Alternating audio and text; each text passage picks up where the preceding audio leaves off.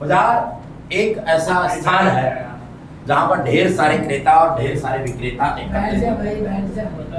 बाजार एक ऐसा स्थान है जहां ढेर सारे क्रेता और ढेर सारे विक्रेता एकत्रित होते हैं वस्तुओं और सेवाओं के खरीदने की प्रक्रिया को सरल, सुगम और आसान बनाते हैं। बाजार एक ऐसा स्थान है जहां ढेर सारे क्रेता तथा विक्रेता एकत्रित होते हैं वस्तु तथा सेवाओं की खरीदने की प्रक्रिया को सरल बनाते हैं। बाजार होगा कोई सा भी बाजार उठा लो, हर बाजार के अंदर जिसको बेचना होता है वो आकर के अपनी दुकान क्या करता है, लगाता है, फर्म शुरू करता है, फैक्ट्री शुरू करता है, और जिसको खरीदना होता है वो जा करके पर्टिकुलर प्लेस से क्या कर लेता है, खरीद लेता है। वो बाजार होता है। क्या होता है? बाजार। समझे?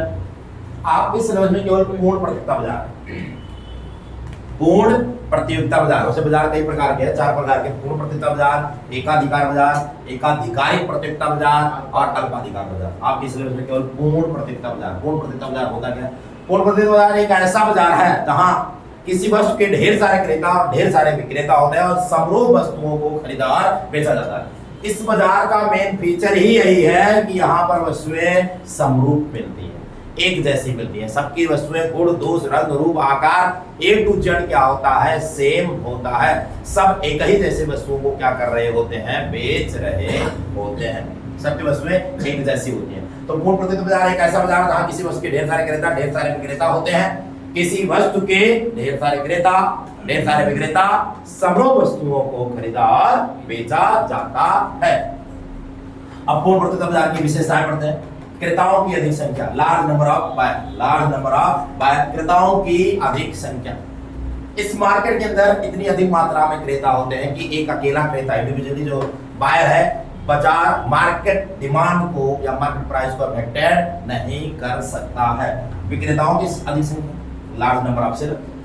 विक्रेताओं की भी अधिक संख्या होती है, इतनी अधिक मात्रा में यहाँ पर विक्रेता होते हैं कि एक अकेला विक्रेता मार्केट सप्लाई यानी बाजार पूर्ति या बाजार की कीमत, मार्केट प्राइस को अफेक्टेड, प्रभावित नहीं कर सकता है। समरूप वस्तु, मैंने भी थोड़ी देर पहले बताया, समरूप वस्तु जहां इस मार्केट के अंदर सबकी वस्तुएं कैसी होती हैं, एक जैसी होती है, समरूप वस्तुएं होती है। पूर्ण ज्ञान, इस मार्केट में क्रेताओं और विक्रेताओं को मार्केट के बारे में, बाजार के बारे में, वस्तुओं की कीमतों के बारे में पूर्ण ज्ञान होता है कि एक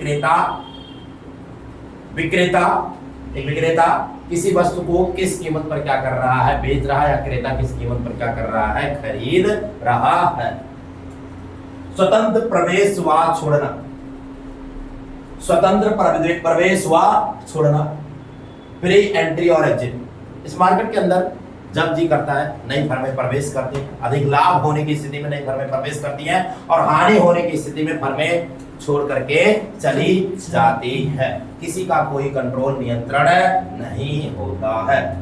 स्वतंत्र निर्णय लेना, फ्रीडम फ्रॉम चेक। स्वतंत्र निर्णय लेने का मतलब यह है कि इस मार्केट के अंदर प्रोड्यूसर, उत्पादक जितनी मात्रा में चाहे उतनी मात्रा में उत्पादन कर सकता है, जितनी मात्रा में चाहे उतनी मात्रा में बेच सकता है। किसी का कोई कंट्रोल नहीं होता है। अतिरिक्त यातायात लागत का अभाव, no extra transportation cost. Market के अंदर जो वस्तु की कीमत क्या की जाएगी, निर्धारित की जाएगी, उसी कीमत पर उत्पादक को अपनी वस्तुओं को क्या करना पड़ता है, बेचना पड़ता है। कोई एक्स्ट्रा कॉस्ट नहीं दिया जाता।